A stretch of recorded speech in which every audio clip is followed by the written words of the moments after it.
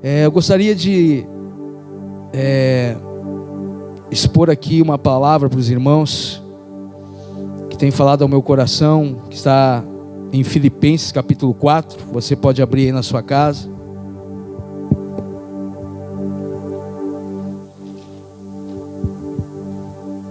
Filipenses capítulo 4. Nós vamos ler a partir do verso 10.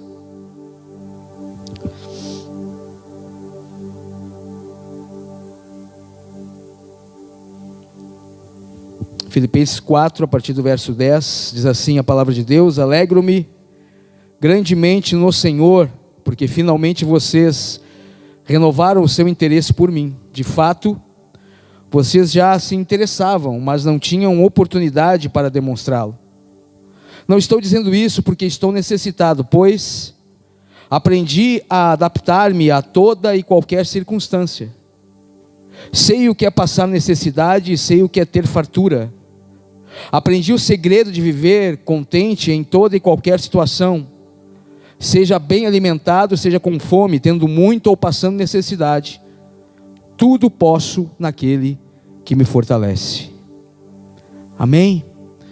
Eu acho interessante essa passagem, porque aqui o apóstolo Paulo escreve uma carta à igreja de Filipe, e ele está agradecendo, colocando assim a sua alegria pela oportunidade que a igreja de Filipe está podendo de auxiliá-lo com ofertas.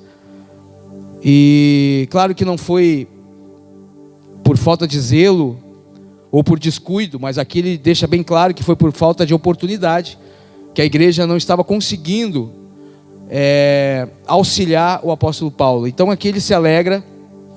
E eu acho interessante que a alegria dele não era exatamente por estar passando necessidade, mas a alegria dele era pela oportunidade que eles estavam tendo de auxiliá-lo, porque ele entendia que todo aquele que o auxiliava, todo santo que auxilia outro santo, é abençoado. Isso é princípio. Mas eu acho interessante que a continuação aqui desse diálogo dele nessa carta, ou nessa escrita, ele coloca algo que nós estamos passando hoje, que eu estou passando hoje, que você deve estar passando hoje, que é o aprendizado. Aprender. Quem diria, ou quem sonharia, que em 2020 nós estaríamos aprendendo a lavar as mãos?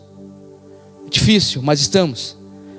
E ele coloca aqui, algumas versões, claro, são um pouco diferentes, mas a minha versão diz que ele declara que aprendeu a adaptar-se a toda e qualquer circunstância.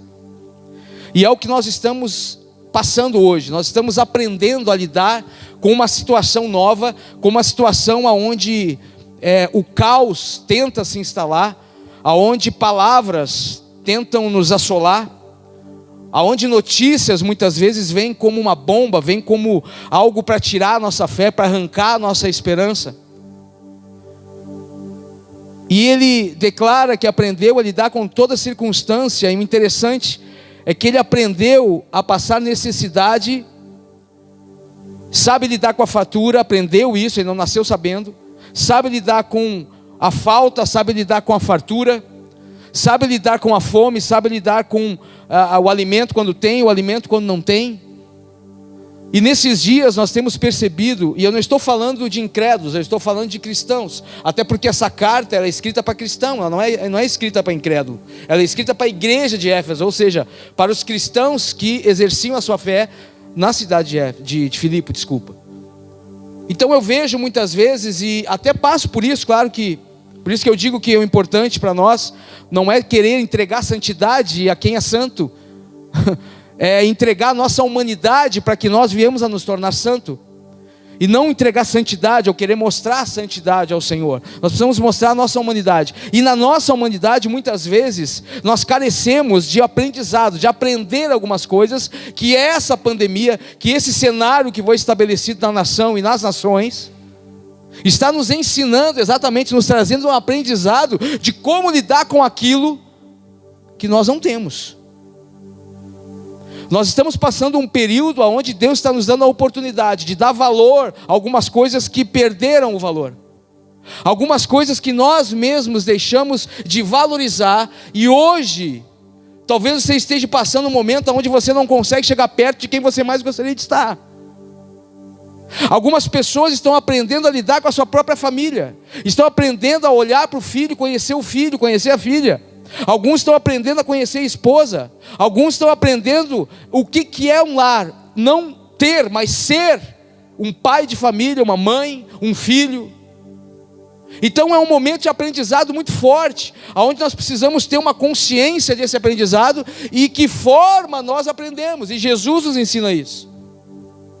Então quando o apóstolo Paulo ele fala que aprendeu, e aqui na minha versão diz: aprendi o segredo de viver contente. Eu tenho batido nessa tecla, irmãos, há muito tempo. Até antes desse cenário que nós estamos vivendo, eu já estava falando isso. Agora falo mais, e bato nessa tecla de nós nos esforçarmos a não nos entristecermos.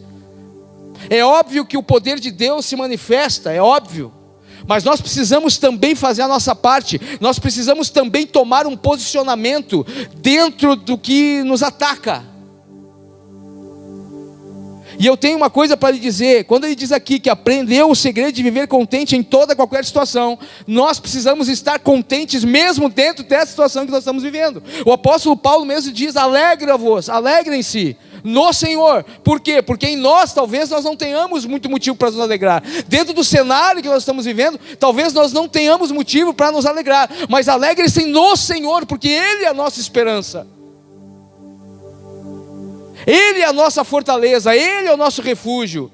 E a melhor coisa que existe é aprender com Ele, ou aprender dEle. Eu não estou falando aqui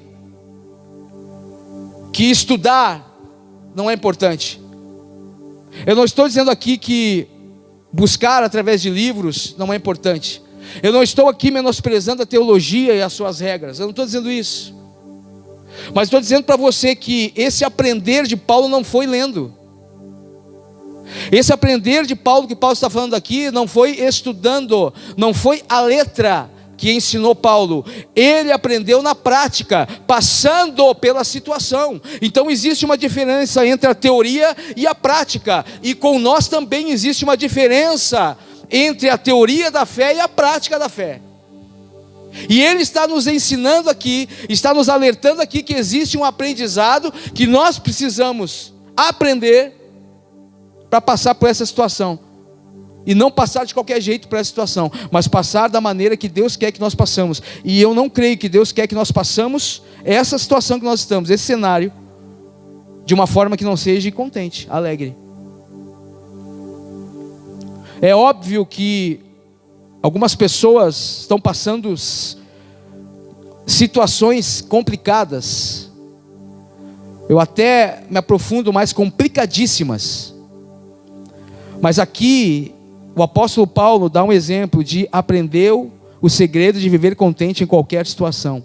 Seja bem alimentado, seja com fome, tendo muito ou passando necessidade. Tudo posso naquele que me fortalece. Esse tudo posso naquele que me fortalece, por muito tempo se tornou frase para adesivo de carro.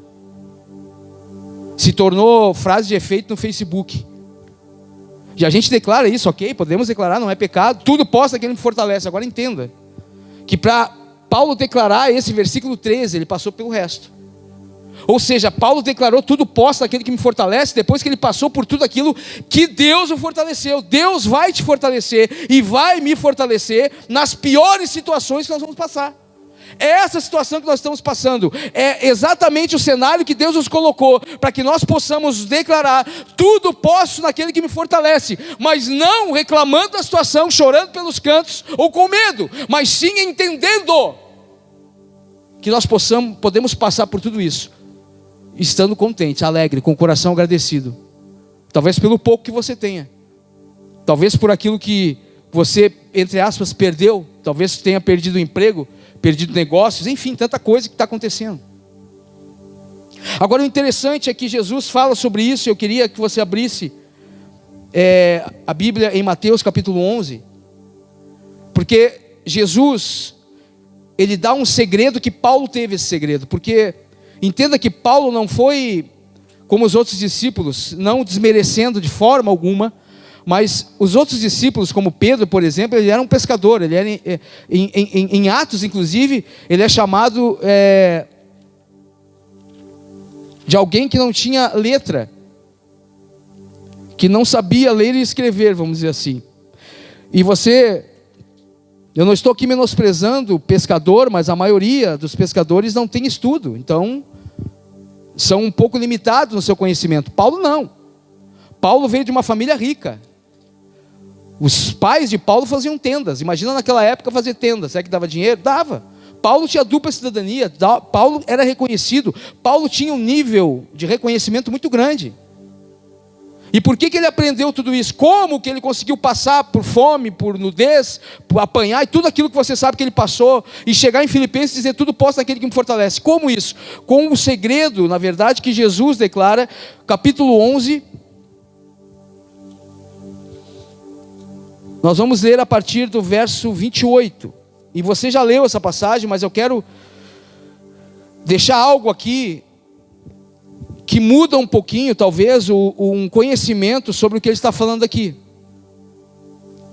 Mateus capítulo 11, versículo 28 diz assim: venham a mim todos os que estão cansados e sobrecarregados, e eu lhes darei descanso. Tomem sobre vocês o meu jugo e aprendam de mim, pois sou manso e humilde de coração, e vocês encontrarão descanso para suas almas, pois o meu jugo é suave e o meu fardo é leve. Nós temos um entendimento, acredito que você saiba também, que jugo, ele tem como característica a questão de ser aquele material usado, material feito de madeira, usado para colocar os bois ali, a tal da canga, né? Que é chamado. Nós temos esse entendimento, e esse entendimento não está errado na questão. Se você botar no dicionário jugo, vai aparecer isso, a explicação do que serve. Serve por serviço dos bois, enfim. Só que me chamou a atenção o diálogo de Jesus aqui, dizendo: tome o meu jugo e aprendam de mim. Eu fiquei pensando, Jesus chegar e falar para os discípulos, para as pessoas, dizer assim: ó, pega a tua canga, ou pega o teu jugo, esse negócio de madeira, coloca ele e aprende de mim. Não tem muita lógica. É claro que a conotação de jugo é de peso, é de serviço, é de submissão, até de opressão, porque não era fácil os bois ali usar aquilo. Só que quando você começa a ir mais a fundo, você descobre que jugo também era a palavra usada para o ensinamento dos rabinos em Jerusalém. Todo rabino tinha um jugo, ou seja, a união de regras que eles colocavam para os seus discípulos, e os seus discípulos usavam aquilo da menor maneira possível para cumprir a lei. Então, quando Jesus está falando aqui sobre jugo, ele não está falando necessariamente quanto a canga, pegue a sua canga e aprenda de mim. Não, ele está falando: pegue o meu ensinamento, pegue o meu jugo, ou a minha, não é minhas regras, mas os meus princípios, tome sobre vós, ou pegue isso para você e aprenda de mim. Agora entenda, ele não está falando aprenda sobre mim, ele está falando aprenda de mim. Existe uma diferença entre nós aprendermos sobre Jesus e aprendermos de Jesus, ou que vem dele. Então, por favor, eu não estou querendo aqui dizer que está errado. Mas o jugo, ok, o jugo é o negócio dos bois, irmão. Amém? Mas também existe essa palavra na conotação de ensinamento rabino. E Jesus era um mestre, rabino, mestre. Então, quando ele coloca aqui que nós devemos tomar do jugo de Jesus e aprender dele, entra o segredo que ele diz depois, que Paulo aprendeu: porque sou humilde e manso de coração. Sabe a dificuldade que a maioria das pessoas tem de aprender hoje? É exatamente esse ponto: a mansidão e a humildade. Deixa eu te dizer, ninguém é grande demais que não possa aprender, e nem pequeno demais que não possa ensinar. Quando nós temos essa humildade, essa mansidão que Jesus está falando, você vai acabar aprendendo com pessoas que talvez no seu olhar sejam menores que você. A gente tem o costume de olhar sempre para aqueles que são maiores. A gente vê muito isso, e às vezes até em nós está isso. Nós ouvimos algumas pessoas que às vezes nós achamos que devemos ouvir aquele porque ele é o cara, ele é o meu referencial. Mas existem pessoas que aparentemente elas são menores, com menos expressão, mas podem ensinar demais. Só que o orgulho, muitas vezes, essa falta de humildade, de mansidão que está no nosso coração, nós não aprendemos. Paulo teve exatamente essa mansidão e essa humildade que Jesus está falando. Por isso ele conseguiu passar por tudo que ele passou. Às vezes nós estamos tão apegados à nossa posição, àquilo que temos, que quando nós perdemos aquilo que temos, quando nós começamos, parece que escorrer pelas mãos aquilo que nós lutamos tanto para ter, parece que o orgulho vem junto, e nós começamos a ter uma dificuldade de pedir ajuda. Nós temos uma dificuldade de dizer, olha, eu não estou sabendo lidar com essa situação, ou seja, eu preciso aprender de alguma forma, alguém pode me ensinar. Nós temos uma certa dificuldade com isso, porque nos falta esse espírito que existia em Jesus, que ele declara para os discípulos, olha, vocês têm que aprender comigo, sabe por quê? Não é porque eu sou o cara, não é porque eu sou Jesus, o filho de... Não, é porque eu sou humilde e manso de coração. A mansidão e a humildade é que nos levam a crescer, a aprender. Você pode aprender com uma pessoa que talvez seja iletrada, que não tenha a letra, não tenha a teologia, não tenha as regras da hermenêutica, mas tem um coração humilde e manso, que pode liberar uma palavra sobre a sua vida e fazer abrir um leque na sua mente. Mas para isso entrar em nós precisamos ter isso. Aprender, olhe bem, aprender a ser humilde e manso de coração. É aquela história, eu me orgulho da minha humildade. Às vezes é assim, né? Eu me orgulho da minha humildade, está amarrado.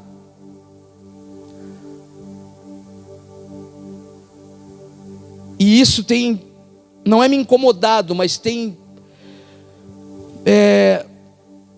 me queimado no coração. E por que eu estou lhe dizendo isso? Eu não estou falando que você vê, mas eu vejo muitas vezes. Eu lido com pessoas que, gente, deixa eu dizer para você, estão quebrando e não baixam a crista. Estão quebrando. E aí você sabe o que está acontecendo. Sabe o que está acontecendo. E aí você chega e diz, vem cá, cara, está precisando de alguma coisa? Não, está tudo tranquilo.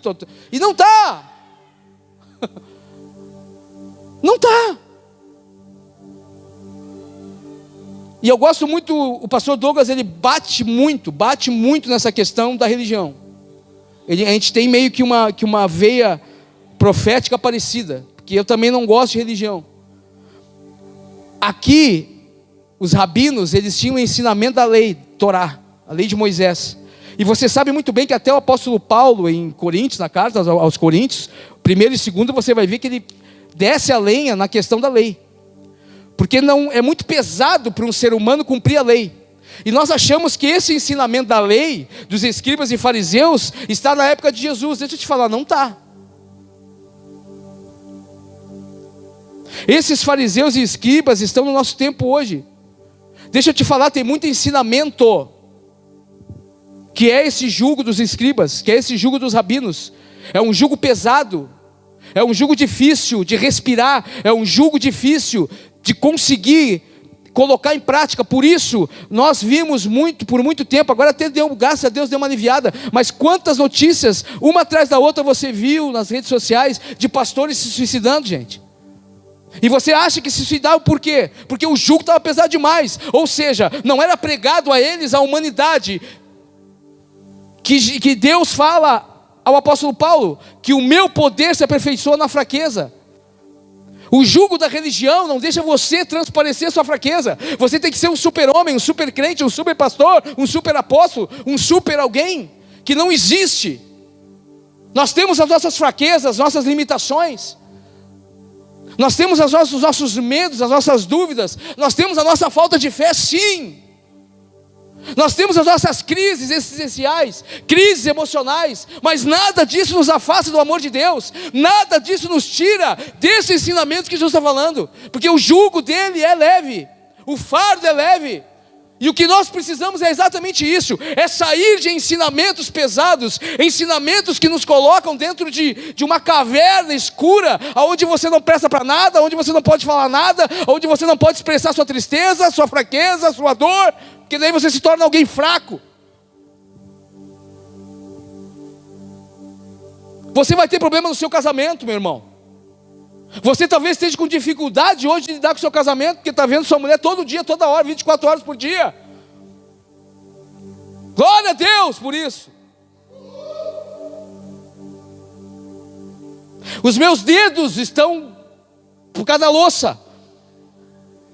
Irmão, você quer que eu faça o quê? Tem que lavar a louça. Tem que ajudar na casa. Está em casa, tem que ajudar. Tem que tomar aperto para trocar a tomada da luz que não funciona mais direito.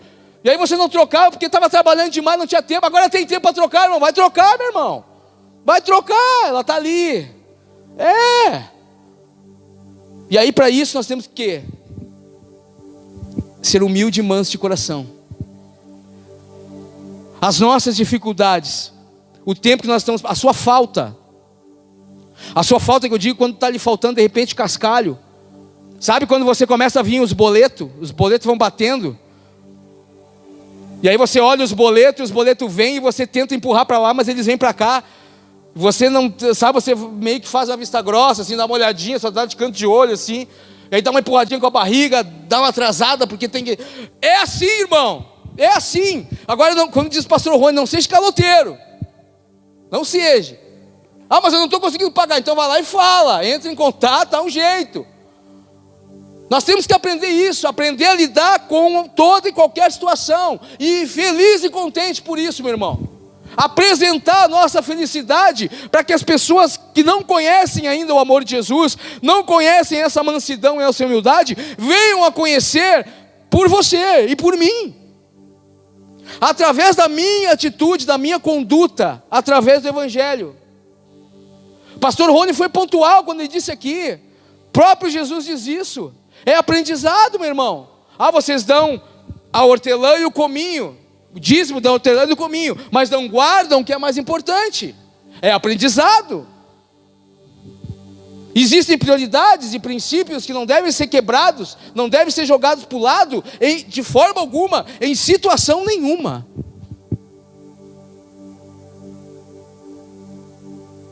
E eu repito, a maior dificuldade que nós temos para aprender é essa falta de humildade. Eu me lembro que há um tempo atrás eu ouvi algo que me deixou estarrecido, e tem a ver com essa palavra.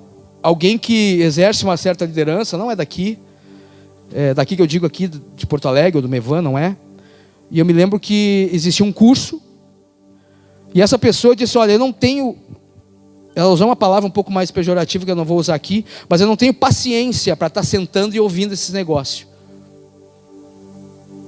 E aí me veio na mente o momento que eu ouvi isso, me veio à mente uma frase de impacto, como se diz, essas frases assim, mas que é muito interessante, que diz que aquele que não consegue sentar para ouvir, não pode estar em pé para ensinar.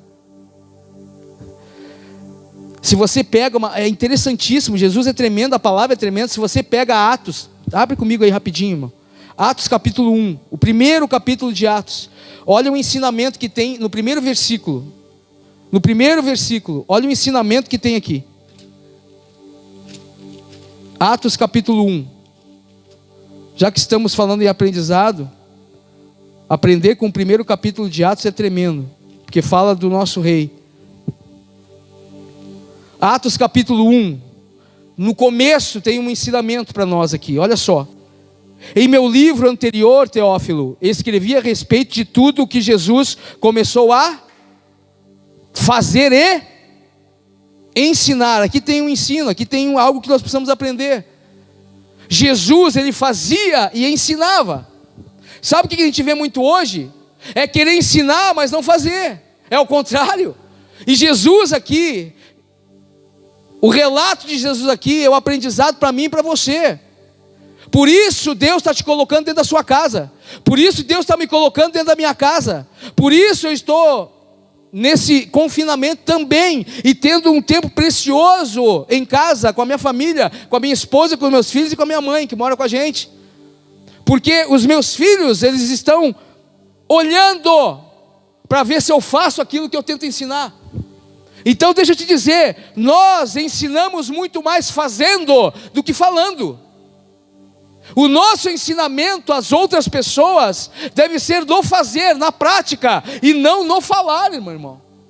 Então não adianta eu vir aqui, por exemplo, e falar sobre essa passagem, e falar sobre Paulo, e eu não estar vivendo isso. É óbvio que eu não passei nem o começo, nem a metade, nem 10% do que Paulo passou. Mas existem coisas na minha vida que estão acontecendo, que essa palavra vem, bate de frente comigo. Ou seja, se você está lendo isso, se eu estou te passando isso, se eu está saltando isso aos seus olhos, não é somente para você ler, é para você também fazer.